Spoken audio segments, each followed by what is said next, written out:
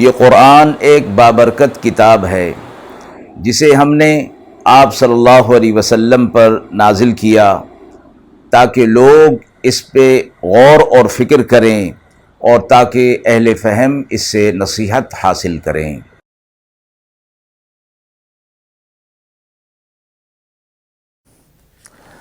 بسم اللہ الرحمن الرحیم۔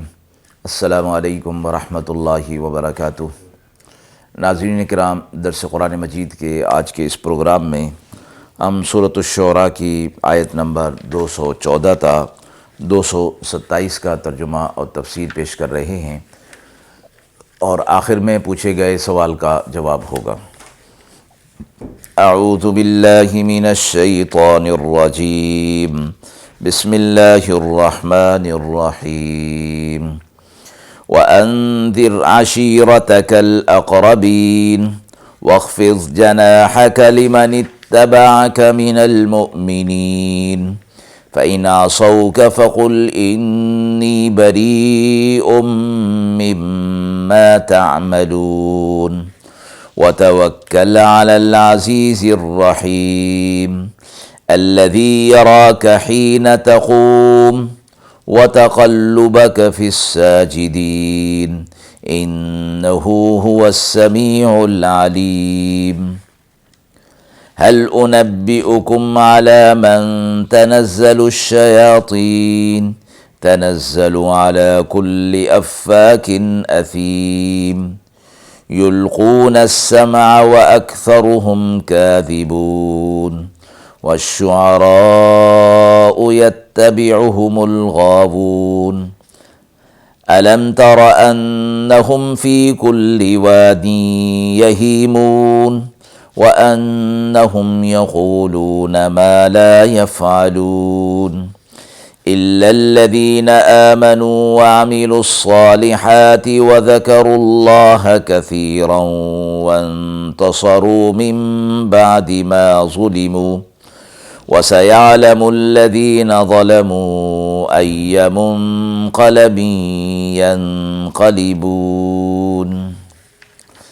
آیات مبارکہ کا ترجمہ ملاحظہ فرمائیں۔ اور اپنے قریب کے رشتہ داروں کو ڈرائیے اور اپنے بازو جھکا دیجیے ان لوگوں کے لیے جو آپ کے ساتھ ایمان والے ہیں۔ پھر اگر آپ کی نافرمانی کریں تو آپ کہہ دیجئے میں تمہارے اعمال سے بیزار ہوں، اور بھروسہ کیجئے اس زبردست اور رحم کرنے والے پر جو دیکھتا ہے آپ کو جب آپ کھڑے ہوتے ہیں اور نماز میں آپ چلتے پھرتے ہیں۔ بے شک وہی ہے سننے والا اور جاننے والا۔ میں بتاؤں تم کو کس پر اترتے ہیں شیاطین؟ اترتے ہیں جھوٹے گناہگار پر، لا ڈالتے ہیں سنی ہوئی بات، اور بہت سے ان میں جھوٹے ہیں۔ اور شاعروں کی بات پر چلے، وہی جو بے راہ ہیں۔ آپ نے دیکھا نہیں کہ وہ ہر میدان میں سر مارتے پھرتے ہیں، اور یہ کہ وہ کہتے ہیں جو نہیں کرتے، مگر وہ لوگ جو یقین لائے، ایمان لائے اور کام کیے اچھے، اور اللہ کی یاد کثرت کے ساتھ کی، اور بدلہ لیا اس کے بعد جو کہ ان پر ظلم ہوا، اور اب معلوم کریں گے ظلم کرنے والے کہ کس کروٹ الٹتے ہیں۔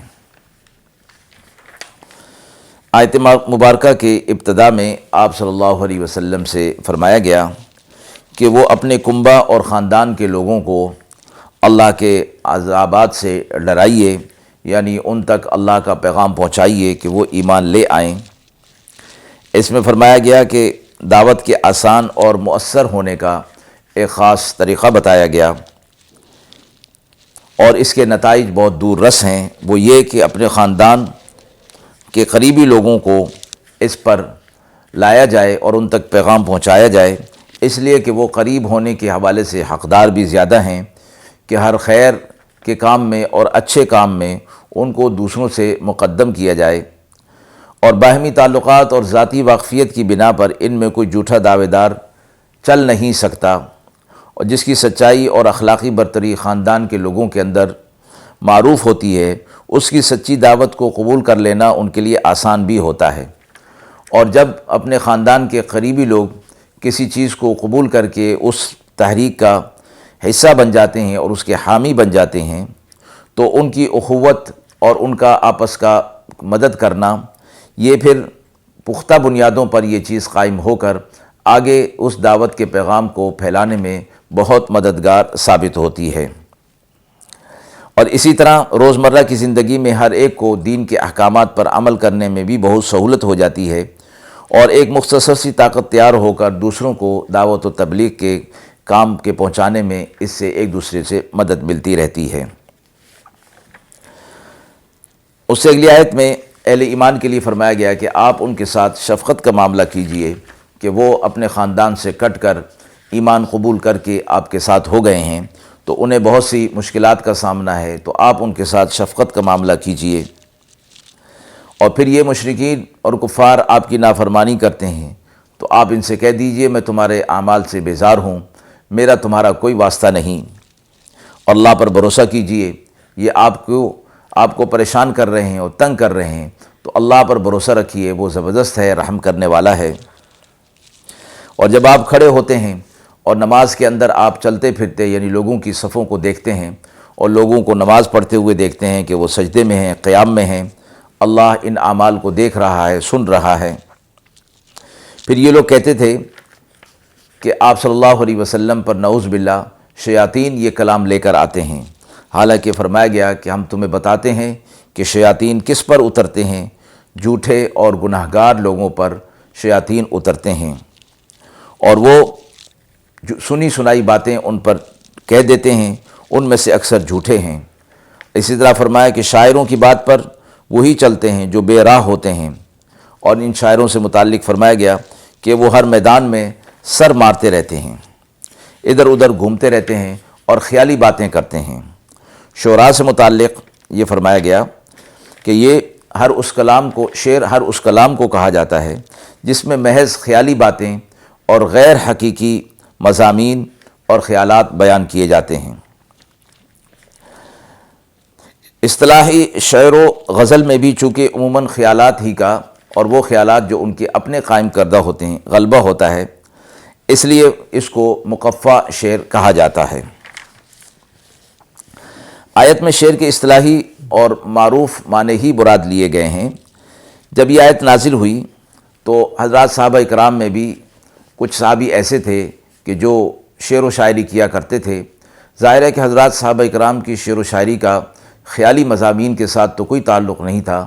تو اللہ تعالیٰ کی توحید، جناب رسول اللہ صلی اللہ علیہ وسلم کی مدح اور تعریف میں اشعار کہا کرتے تھے۔ ان میں حضرت عبداللہ بن رواحہ، حسان بن ثابت اور کعب بن مالک یہ مشہور صحابہ اکرام تھے۔ حضرات صحابہ اکرام آپ صلی اللہ علیہ وسلم کی خدمت میں حاضر ہوئے اور عرض کیا اللہ کے رسول صلی اللہ علیہ وسلم یہ آیت نازل ہوئی ہے اور ہم بھی شعر کہتے ہیں۔ آپ صلی اللہ علیہ وسلم نے فرمایا آیت کے آخری حصے کو پڑھا جائے، مقصد یہ تھا کہ آپ کے اشعار بیہودہ اور غلط مقاصد لیے ہوئے نہیں ہوتے، اس لیے آپ لوگ اس استثناء میں داخل ہیں جو آیت کے آخر میں فرمایا گیا ہے، یعنی وہ شعراء مراد ہیں کیونکہ گمراہ لوگ سرکش شیاطین اور نافرمان جنات کی ہی تابعداری کرتے ہیں اور اپنے اشعار کی اتباع کرتے ہیں اور اس کی روایت کرتے ہیں۔ آیت کے اگلے حصے کے اندر فرمایا گیا کہ مگر وہ لوگ کہ جو ایمان لے آئے اور انہوں نے عمل صالح کیا، یعنی ان کے اشعار ایسے خیالی مضامین پر مشتمل نہیں ہوتے ہیں بلکہ حقیقی مضامین ہوتے ہیں، یا شریعت کے احکامات کو اشعار کی صورت میں، اللہ کی توحید کو، آپ صلی اللہ علیہ وسلم کی نعت کو اشعار کی صورت میں پیش کرتے ہیں، وہ اس وعید کے اندر شامل نہیں ہیں۔ اور بدلہ لیتے ہیں جبکہ ان پر ظلم ہوا، یعنی ان کی برائی کی گئی اشعار کے اندر، تو پھر وہ بھی جواب کے اندر ان کا اشعار کے اندر ان کا جواب دے دیتے ہیں، تو اس کو بدلہ لینا کہا گیا جو کہ ان کا حق بنتا ہے۔ اب فرمایا کہ یہ ظلم کرنے والے کون لوگ ہیں، کب کس کروٹ ان کو الٹا جاتا ہے، عذاب آتا ہے، یہ انتظار کریں، اللہ رب العزت کا عذاب ضرور حرکت کے اندر آئے گا۔ آیت کے حوالے سے سوال پوچھا گیا ہے کہ آپ صلی اللہ علیہ وسلم کو خاندان کے لوگوں کو دعوت دینے کا حکم کیوں دیا گیا؟ مذکورہ آیات میں سے پہلی آیت میں یہ فرمایا گیا کہ آپ اپنے قریبی رشتہ داروں کو اللہ کے عذاب سے ڈرائیے۔ اہل و عیال کو جہنم سے بچانے کا بھی اور اپنے آپ کو بھی جہنم سے بچانے کا تذکرہ قرآن مجید کی دوسری آیت کے اندر فرمایا گیا کہ قوا انفسکم واہلیکم نارا، اور خاندان کے ہر فرد کے اوپر یہ ذمہ داری ڈال دی گئی کہ وہ دوسروں کو، خود بھی اور دوسروں کو بھی جہنم کی آگ سے بچانے کا اہتمام کرے اور اعمال اور اخلاق کو سنوارنے کی کوشش کرے، جو کہ اس حوالے سے دوسروں کو، جب خاندان کے لوگوں کو کے اعمال کو درست کرنے کی کوشش کی جائے گی تو یہ بہت آسان ہوگا، اور یہ اس وقت تک ممکن نہیں ہوتا جب تک کہ اس کا ایک سازگار ماحول نہ بن جائے۔ چونکہ خاندان کے لوگ آپس میں قریب ہوتے ہیں، اس لیے ان تک بات کو پہنچانا آسان ہوتا ہے، اور ان کے اخلاق کا بھی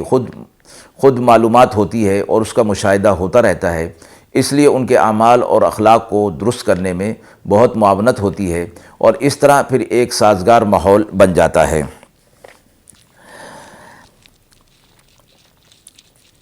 جب تک اس ماحول کے لیے ماحول سازگار نہ ہو، سارے گھر میں اگر ایک آدمی نماز کی پابندی کرنا چاہے تو اس پکے نمازی کو اپنے حق کی ادائیگی میں مشکلات کا سامنا کرنا پڑے گا۔ آج کل جو حرام چیزیں ہو گئیں ان سے بچنا کچھ دشوار نہیں ہے۔ اس کی وجہ یہ نہیں کہ فی الواقع اس کو چھوڑنا کوئی مشکل ہے، بلکہ اس کا سبب یہ ہے کہ سارا ماحول اور سارے لوگ جو ہے خاندان اس کام کے اندر مشغول ہو گئے ہیں، ایک گناہ کے اندر مبتلا ہیں، تو اکیلے ایک آدمی کو بچنا ان کے لیے دشوار ہو جاتا ہے۔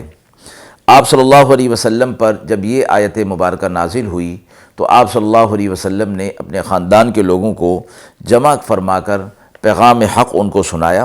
اگرچہ اس وقت ابتدا میں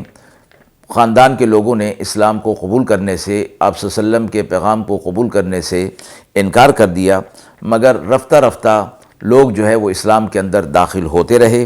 یہاں تک کہ آپ صلی اللہ علیہ وسلم کے چچا حضرت حمزہ رضی اللہ تعالی عنہ کے اسلام لانے سے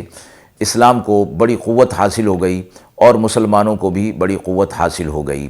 خلاصے کے طور پر یہ فرمایا گیا کہ خاندان میں چونکہ پیغام کو پہنچانا اور اعمال اور اخلاق کو درست کرنا آسان ہوتا ہے، اور اس سے ایک ماحول بھی بن جاتا ہے جس سے پیغام کو دوسروں تک پہنچانے میں بہت زیادہ مدد ملتی ہے۔ وآخر دعوانا ان الحمد للہ رب العالمین۔